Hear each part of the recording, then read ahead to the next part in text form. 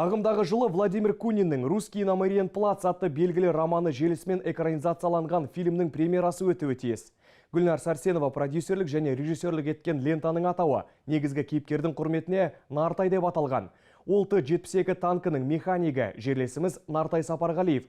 Жоба авторлары фильмнің шытырман оқиғаларын суреттеуге аса ден қойғандарын айтады. Картинаның түсірілімдері Қазақстанда және Мюнхендегі Мариенплацта табиғи локацияда өткен.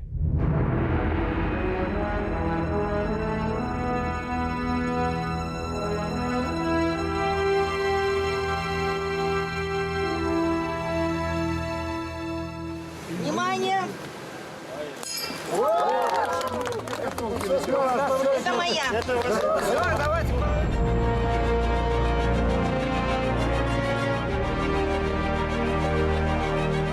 Нартай трагикомедиясының Алматыдағы түсірілімдері 2018 жылғы күзде басталған. Халықаралық жобаның жұмысына продюсер, режиссер Гүлнар Сәрсенова басшылық етті. Киногердің айтуынша бұл киноны түсіру идеясы Владимир Куниннің романын алғаш рет оқыған кезде 25 жыл бұрын туындаған екен. Шығарманы сценарийге бейімдеген Сергей Калужанов. Режиссер-продюсердің сөзінше, Нартай, Мимино және Терминал сияқты фильмдерге ұқсайды.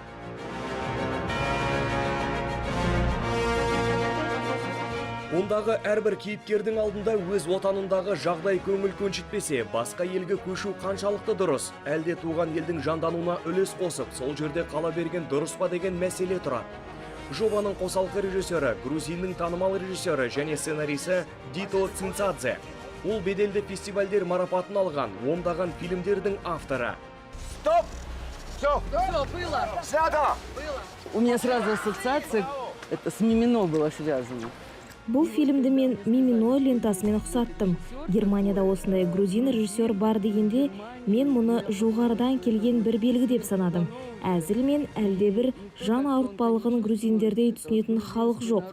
Бұл дегеніміз ескі мектеп, классика және ол қашанда өміршең. Вот это классика, но она всегда работает. Басты рөлге біраз уақыт бойы көптеген отандық актерлер қарастырылды. Олардың ішінде Асылхан Төлепов және Жандос Айбасов та бар. Дегенмен де режиссердің таңдауы Қазақ ұлттық өнер академиясының студенті Шарифбек Закировқа түсті. А ремень есть у тебя? Есть. Сейчас я сделаю. Есть, да? Окей. Вот, и нашли Шарифбека. Правда, он сильно похудел. Надо набирать. Да. Кормить будете. Да, нужно кормить сильно. Ну, вообще, очень сложно было найти Нартая, потому что... Жалпы Нартайды табу өте қиын болды. Өйткені әдетте кітапты оқып отырған кезде көз алдыңызда кейіпкердің бейнесі қалыптаса бастайды. Мен қатардағы біреуді емес, дәл осы бейнені тапқым келді. Қазақтарда шындық десе жанын беретін, көңілі кең, кейде аңғал, ішкі қуаты, мықты тұлғаны білдіретін пысық бала деген ұғым бар. Рухының қуатымен, батылдығымен әділеттің жақтаушысы. Сондықтан сынақ байқауларын өткізген кезде Нартайды дәл осы бізге керегін таңдау қиынға соқты. Сондықтан сынақ байқауларын өткізген кезде Нартайды дәл бізге керегін таңдау қиынға соқты.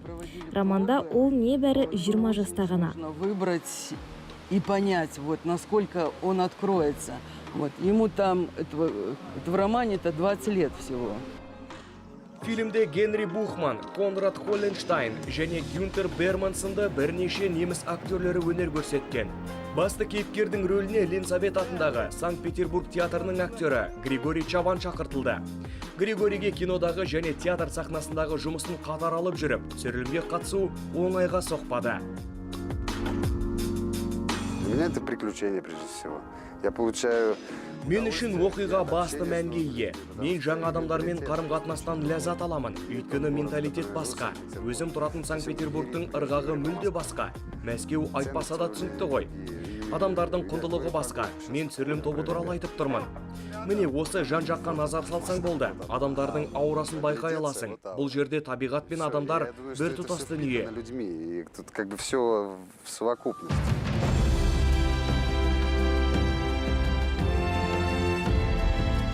Фильм Алматы облысындағы Таутүрген маңында түсірілді. Онда үй және бірнеше шаруашылық құрылыстар бар нағыз бавар фирмасының локациясы тұрғызылды. Шығармашылық топ интерьерді де, экстерьерді де осы табиғи локацияда түсіретін мүмкіндікке ие болды. Фильм түсірілімдері сондай-ақ басты кейіпкердің кездесу орны болған Мариенплац алаңында да өтті. Нартай фильмінің шығармашылық тобы Мюнхен қаласының орталық алаңында түсірілім жасаған Қазақстанның алғашқы кинематографистері болды. Операторлар командасын Азамат Дулатов басқарды. Ол соңғы уақытта еліміздің көптеген танымал режиссерлермен жұмыс істеп үлгерген ең шығармашыл операторлардың бірі. Нартай жобасы ол үшін кезекті шығармашылық сынға айналған. Себебі онсыз да тар танктың ішінде кейіпкерлерді түсіру оған оңайға соқпаған. Для того, чтобы снимать интерьер, мы делаем отдельно операторскую палатку. Интерьерді түсіру үшін біз танкиге арналған жеке оператор шатырын жасадық. Ол үшін біз көптеген материал мен жарық жабдықтарын пайдаланамыз. Қарапайым адам оны көрмейді, бірақ мен үшін түн ішінде қозғалып келе жатқан танктың ішін сүргендіктен біраз жарықтың қойылуы маңызды болды. Мы снимаем интерьер «Ночь танка». Опять! Если что, вас тут не было! Сегодня мы используем аноморфотные объективы, а это именно мастер аноморф. Это суперэлитные объективы во всем мире. Бүгінде біз аноморфты объективтерді қолданамыз. Мастер аноморф бүкіл әлем бойынша бағаланған элиталық объективтер. Бақытымызға орай бізде осындай 4 объектив бар. Біздегісі объективі өте кең 28-ші мастер аноморф сатылымға 1 жыл бұрын ғана шығып, біз оны сатып алдық. Ол бізге ірі пландарды ғана емес, танктың ішіндегі орташа пландарды да түсіруге біраз көмек берді. Очень танки, а именно в башне снимать средние даже планы, не только крупные, наших актеров. Фильмдегі басты әйел бейнесін Қазақ ұлттық өнер университетінің түлегі актриса Анна Старченко сомдап шықты. Бұл оның үлкен кинодағы дебюті. Бүгінгі бағдарламамызда Нартай фильміндегі жұмысы туралы әңгімелеп берген. Аннамен өткен сұхбатымызды тамашалай аласыздар.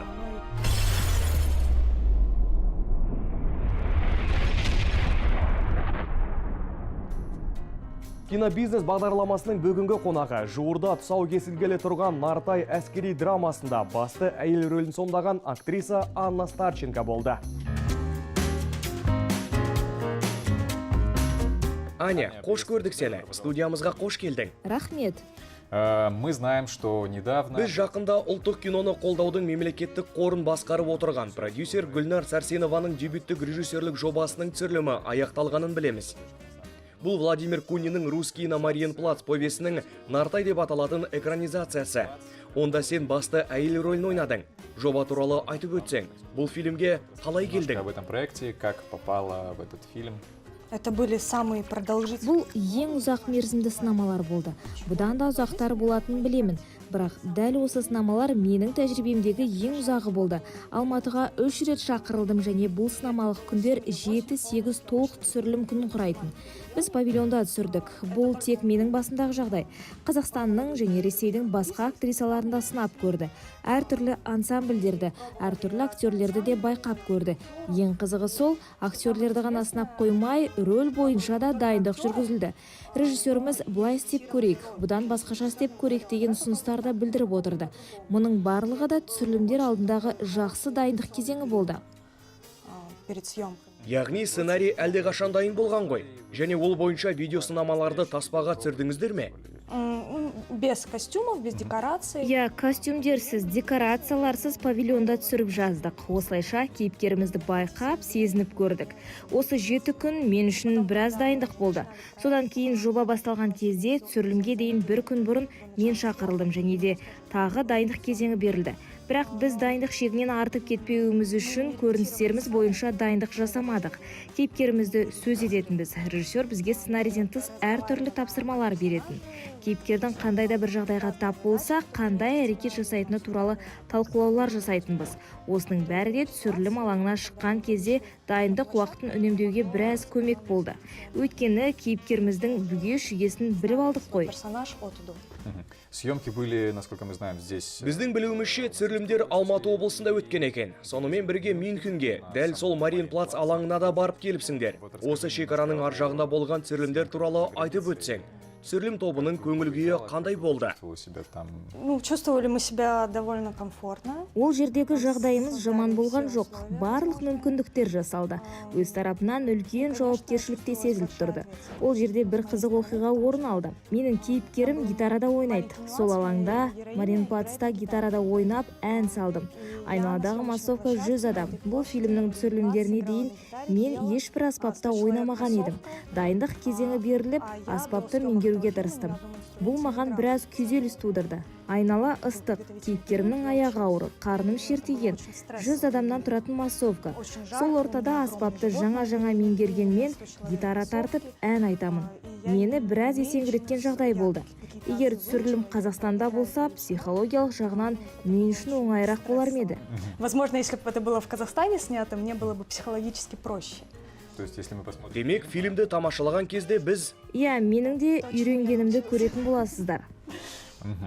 Как работалось с коллегами? Әріптестермен жұмысыңыз қалай болды? Өйткені Гүлнар Болатқызы бізбен бір өткен сұхбатында Нартайдың рөлін сомдайтын актерді. Шарифбекті көп іздегенін айтқан болатын. Елдің көзіне жауыр болған бейненің болмауын қалайтынын білдірген еді. Сіз Шарифбекпен қалай жұмыс істедіңіз? С Шарифбеком.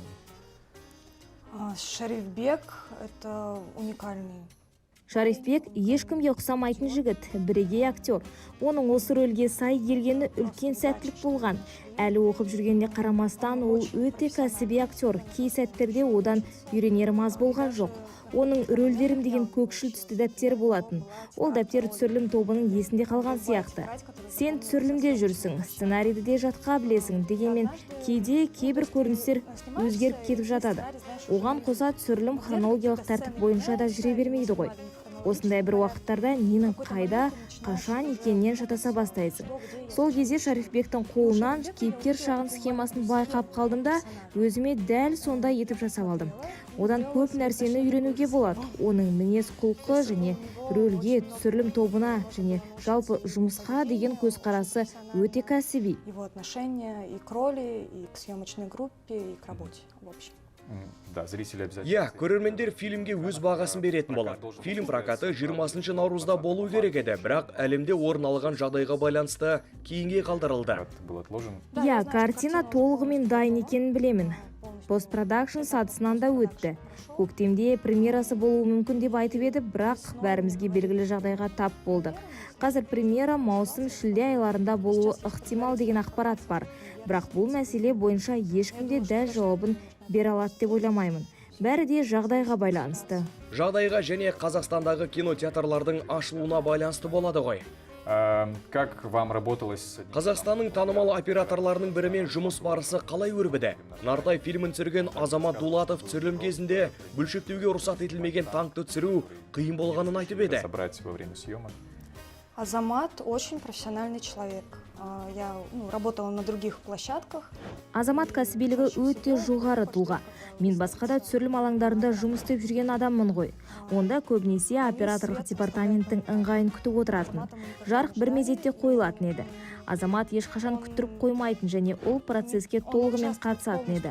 Сценарийді де, барлық кейіпкерді де жатқа біледі. Сонымен бірге жарық немесе операторлық жұмыс бойынша ғана емес, сюжеттің логикалық дамуы және кейіпкерлер бойынша да ақылға қонымды жақсы ұсыныстары болып тұрды. Мені таңқалдырғаны осы болды. Бұл қалыпты нәрсе ғой, бірақ сценарийді, кейіпкерлерді жатқа білу, кейде актерлік ойын бойынша да біршама ой салу операторлар арасында көп кездесе бермейтін нәрсе. Всех персонажей и даже иногда тебе подсказывает, как по-актерски сыграть. Мы знаем, что ты получила... Біз сенің актерлік білімді Ресей театр өнері институтында алып, магистратура бітіргеніңді, ал оған дейін бакалавриатты өзіміздің Қазақ ұлттық өнер университетінде бітіргеніңді білеміз. Ресейлік театр өнері институтына түсу қаншалықты қиын? Оқуға түсетін қарапайым студент үшін бұл қаншалықты мүмкін нәрсе? Я не могу сказать, что это непросто, это реально абсолютно. Мен мұны аса бір қиын деп айта алмаймын. Бұл әбден мүмкін нәрсе. Университетке түсудің бірнеше жолы бар. Бірінші тәсіл бұл жалпы негізде түсу. Яғни Қазақстан азаматы болып табылатын тұлға жалпы негізде кез келген ресейлік жоғары оқу орнына түсе алады. Екінші әдіс болашақ бағдарламасы. Бірақ мен үшінші әдіс арқылы түстім. Бұл Ресеймен ынтымақтастық бағдарламасы. Жалпы негізде оқуға түсудің айырмашылығы сол. Онда жалпы білім пәндері бойынша емтихан тапсырмайсың. Яғни бакалавриатқа түсетін болсаң, біраз балаларға ресейлік жоғарғы оқу орнына түсу бойынша жан-жақты кеңес те оқуға түсуге жәрдем де бергенмін. Бірыңғай ұлттық емтиханда тапсырмайсың. Мен өз кезегімде жоғарғы оқу орнын аяқтаған соң тарих, әдебиет пәндері бойынша емтихан тапсырған жоқпын. Бірақ соған қарамастан шығармашылық емтихан тапсыруың қажет. Яғни сен емтиханға келесің, ол жерде комиссия отырады. Тағы бір басымдығы студенттерді іріктеу кезінде театрлық жоғары оқу орындарының жанында адам айтқысыз жағдай болып жатады. Қоршауды сындырып өтетіндей 500 000 адам ұзыннан созылған кезек. Біз наурызда бардық қой. Біз үшін және бакалавриатқа түсетін адамдар үшін арнайы жеке комиссия құрылыпты. Біз келдік те емтихандарды тапсырып шықтық. Сол күннен кешіктірмей оқуға түскенімізді хабарлады. Аня, шынайы сұхбат бергенің үшін көп рахмет. Ал мен бүгін бізде қонақта актриса Анна Старченко болғанын естеріңізге сала кетейін.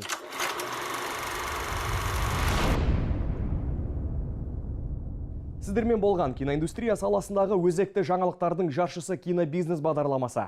Ендігі эфирде біз тың жаңалықтарды талқылап, ғаламтордағы премьералар жайында әңгімелейміз. Бүгінге осы студияда кездескенше.